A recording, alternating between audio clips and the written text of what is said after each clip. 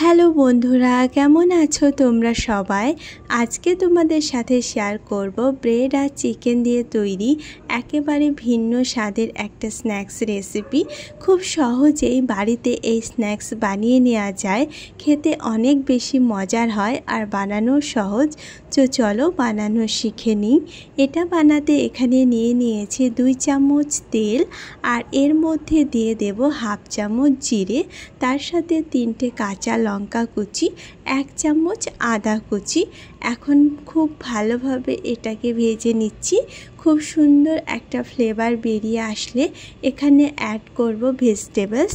এখানে নিজের পছন্দ মতো যে কোনো ভেজিটেবলস অ্যাড করা যাবে। এখানে আমি নিয়ে নিচ্ছি গাজর 1/3 কাপ, আর তার সাথে সাথে ক্যাপসিকাম নিয়েছি 1/3 কাপ। একটা মিডিয়াম সাইজের এখানে আমি নিয়ে নিয়েছি পেঁয়াজ। এখন এটা খুব ভালোভাবে হালকা ভেজে নেব।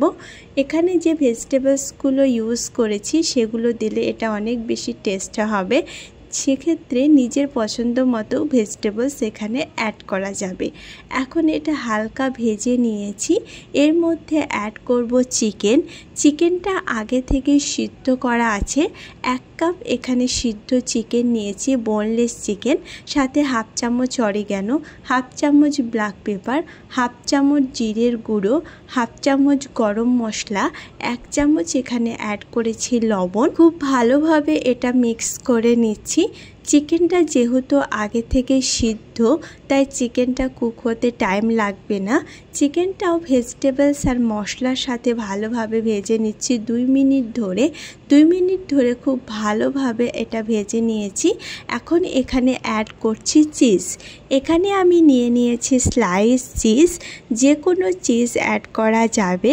সাথে নিয়েছি 3 চামচ মতো দুধ, আর এর সাথে অ্যাড করব একটা স্লাইস ব্রেড। মজারেলা চিজও এখানে অ্যাড করা যাবে। এখন এটা খুব ভালোভাবে মিক্স করে নিয়েছি। এখানে মিক্স করতে দুধটা অ্যাড করেছি, তবে দুধের জায়গা এখানে জল দিয়েও এটাকে মিক্স করা যাবে। এখন এটা খুব সুন্দর একটা স্টাফিং তৈরি হয়ে গেছে, একেবারে অন্য স্বাদের, খেতে কিন্তু দারুণ লাগবে। এটার টেস্ট বাড়াতে এখানে আমি নিয়ে নিয়েছি সস 2 চামচ মতো। এখানে দিচ্ছি টমেটো সস। যে সস অ্যাভেলেবেল আছে সেই সসটা অ্যাড করা যাবে।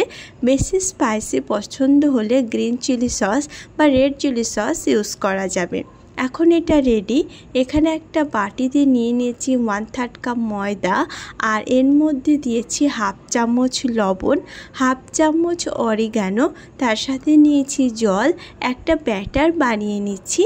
পাতলা একটা ব্যাটার তৈরি হবে এই স্ন্যাক্সটা। এই ব্যাটারে ডিপ করে ফ্রাই করতে হবে, তাই এখানে একটা পাতলা ব্যাটার বানিয়ে নিয়েছি।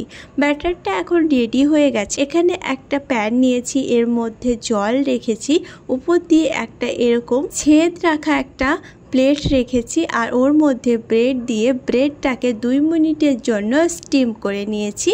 2 মিনিট ব্রেডটা স্টিম করলে ব্রেডটা খুব সফট হয়ে যায়, আর ব্রেডটা যে কোনো শেপে বানানো যায়। তাই ব্রেডটা এখন হালকা হাতে বেলে নিচ্ছি বেলন দিয়ে। বেলে নেওয়ার পরে এটা রাউন্ড শেপে কাট করে নেব। 2 মিনিট ধরে সমস্ত ব্রেড স্টিম করে নিয়েছি, আর স্টিম করে নেওয়াতে ব্রেডটা একেবারে সফট হয়ে গেছে। এটা রাউন্ড শেপে কাট করে নিচ্ছি। সবগুলো ব্রেড এইভাবে প্রথমে রাউন্ড শেপে কেটে নেব, আর তারপরে এখানে চিকেনের স্টাফিংটা ব্রেডে খুব ভালোভাবে লাগিয়ে নিচ্ছি। এটা দেখতে যতটা সুন্দর হয়, তার সাথে সাথে খেতেও অনেক বেশি মজার হয়। যদি বাড়িতে কোনো গেস্ট আসে তাহলে এই স্ন্যাক্সটা একবার বানিয়ে সার্ভ করাই যায়। এখন এটা এইভাবে ফোল্ড করে নিতে হবে। দেখতে পাচ্ছ খুব সহজেই ফোল্ড হয়ে যাবে। এখানে আমি নিয়েছি গাজর। গাজরগুলো এরকম রাউন্ড শেপে কেটে নিয়েছি, তার সাথে নিয়েছি ক্যাপসিকাম। এখানে কাবাব বানানোর স্টিক নিয়ে নিয়েছি। ব্রেডের পিসগুলো এইভাবে ফোল্ড করে কাবাবের মধ্যে এইভাবে ফিল করে নিচ্ছি, আর তারপরে এখানে আবারও দিয়ে দিচ্ছি গাজর আর ক্যাপসিকাম। এইভাবে বানিয়ে নিয়েছি, দেখতে কিন্তু দারুণ লাগবে। আর তার সাথে সাথে চিকেন, ভেজিটেবলস আর ব্রেডের যে কম্বিনেশন সেটাও কিন্তু খেতে দারুণ লাগবে। সবগুলো স্ন্যাক্স এইভাবে বানিয়ে নিয়ে তারপরে ব্যাটারের মধ্যে ডিপ করে এটাকে ফ্রাই করতে হবে। যে ব্যাটারটা আগে থেকে বানিয়ে রেখেছি সেটার মধ্যে এটাকে ডিপ করে নিচ্ছি এরকমভাবে। ভালোভাবে ময়দার ব্যাটার লাগিয়ে তারপরে এটা ফ্রাই করে নিচ্ছি।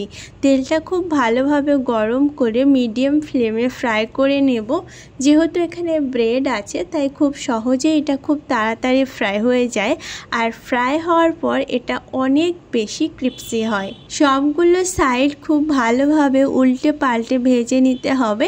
যখন এটা পুরোপুরি গোল্ডেন ব্রাউন হয়ে যাবে তখন বুঝতে হবে যে এটা ভাজা হয়ে গেছে। দেখতে পাচ্ছ কতটা সুন্দর কালার হয়ে গেছে, পুরোপুরি ভাজা হয়ে গেছে।